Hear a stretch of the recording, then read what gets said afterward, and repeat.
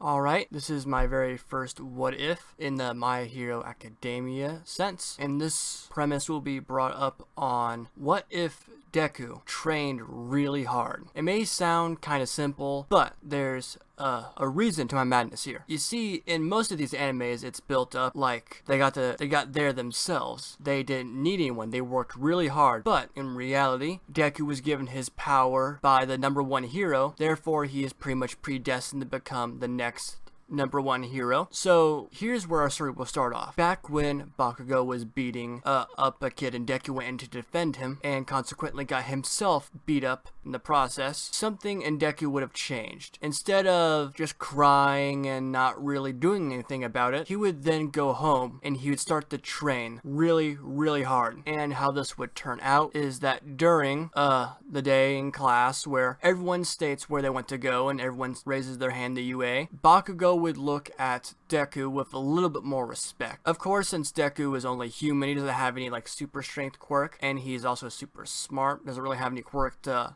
up the ante on that either. Bakugo, instead of threatening him and telling that he'd kill him if he went to UA, he instead has a little bit more respect for him, so he will simply advise him that if he goes to UA, he will destroy him in any class competition that he will possibly participate in. Not directly threatening his life by any chance, but his notebook still gets destroyed and blown up. But instead of taking it like that, he decides to swing back at Bakugo. Since this Deku in this timeline is a little bit more sure about himself, he's a little bit more confident, so he will stand up for himself. After he consequently gets his butt handed to him from Bakugo and the two friends, he will then proceed to walk home proceed to go out to the pond, get his notebook out, look at it real sad, like just wondering what this world would be like if he had a quirk. And on his way home, he decides to take a shortcut, and as he's smiling and laughing, to sort of cheer himself up, to make himself sound and look like All Might,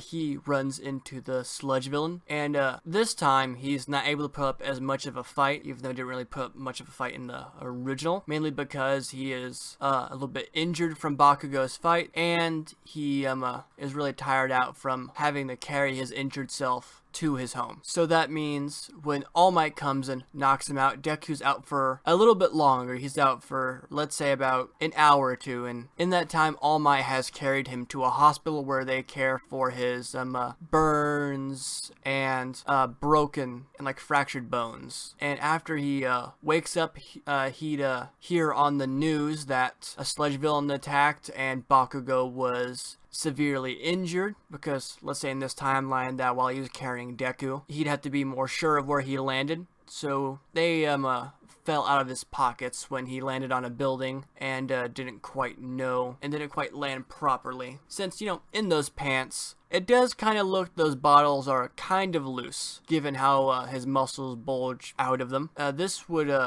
not really affect Deku a lot. He still really care for Bakugo, but he would not.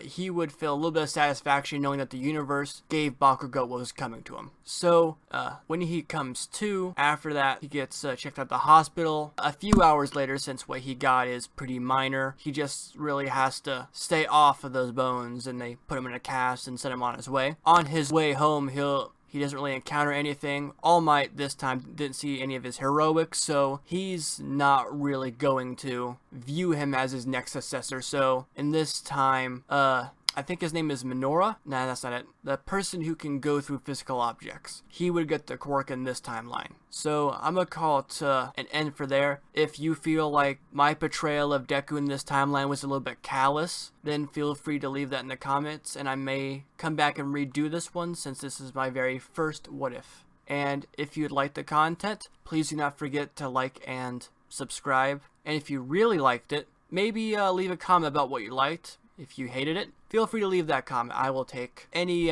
criticism and any positive reinforcement to improve my craft. See y'all later.